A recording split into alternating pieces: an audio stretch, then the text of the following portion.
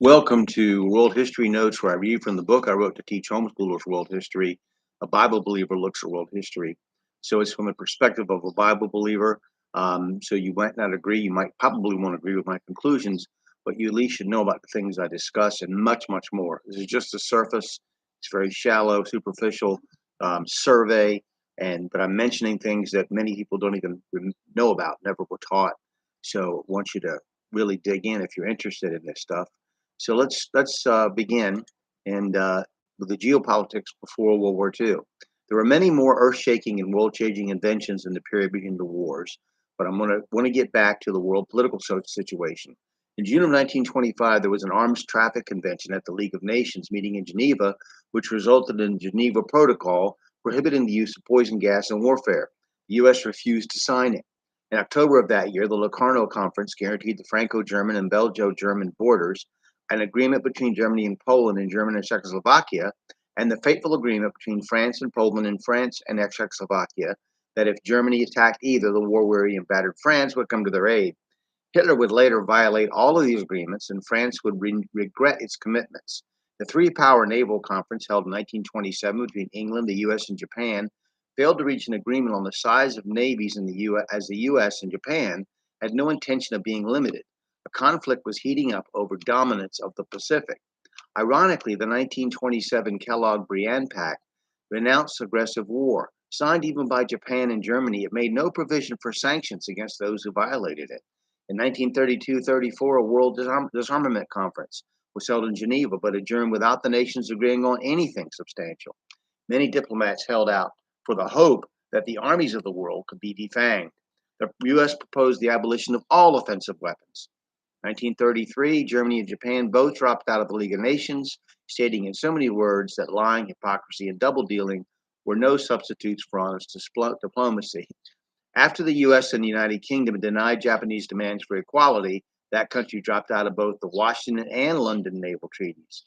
Japan would declare a sort of Asian version of the Monroe Doctrine, declaring that, as the United States declared that the Americas were its rightful sphere of influence, so was Asia, Japan's. In 1935, Germany would denounce the disarmament clause of the Versailles Treaty due to the other nations' failure to disarm.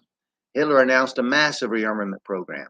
The five-power naval conference in 1935, another attempt to reach an agreement with Japan, failed as that nation refused to be limited in the size of its navy in comparison to Britain and the United States. Great Britain drove a wedge between itself and France with its 1935 Anglo-German naval agreement, giving Germany the green light to rebuild its navy as long as it didn't exceed 35% of British tonnage, although there was no way to determine if this was being honored. Also in 1935, Britain failed in its attempt to lead the League of Nations to invoke sanctions against Italy, and the latter invaded Ethiopia without a declaration of war in October. By mid-November, 51 nations had joined in embargoes against Italy for everything from raw materials to credit. Finally, in May of 1936, Italy annexed Ethiopia. Rastafari, who became Emperor of Ethiopia Haile Selassie in 1928, now saw Mussolini claiming the title. In Spain, the civil war of which Ernest Hemingway wrote so famously about began in 1936 with a military revolt and ended in 1939 with fascist dictator Franco, the only fascist dictator to survive World War II, taking Madrid and declaring victory. Besides the writings of Hemingway, an eyewitness, some of the great tragedies of this civil war in which the fascist dictators supported Franco were the ruthless bombing and massacre at Guernica by German Luftwaffe pilots flying for Franco and the German bombing of Almeria. Many of Germany's Luftwaffe aces got their baptism under fire during the Spanish Civil War. Although America was unprepared for war, Roosevelt encouraged Great Britain to make promises to Poland and Czechoslovakia that it was unable to keep, encouraging them to defy Hitler when he made offers and ultimatums to them. Germany wanted a war with the Soviet Union over the Ukraine to satisfy the historic German desire to, quote, drive to the east, Drang nach Osten, to get Lebensraum, or living space for Germans. But some historians claim that Germany was baited into a war with Britain and France, who had both made promises to Eastern German countries that they were simply unable to keep, particularly after Germany had reoccupied the Rhineland in 1936 and rebuilt its military might after the Allies had evacuated it in 1930. Joseph Stalin made Germany's vision of Eastern and Central European dominance possible by agreeing to a non-aggression pact with Russia's natural enemy. As Carroll Quigley had made clear in his Tragedy and Hope, and as Curtis Dahl has in his works on FDR, my exploited father-in-law, there is a powerful elite unseen by the public that acts behind the scenes to move world events along.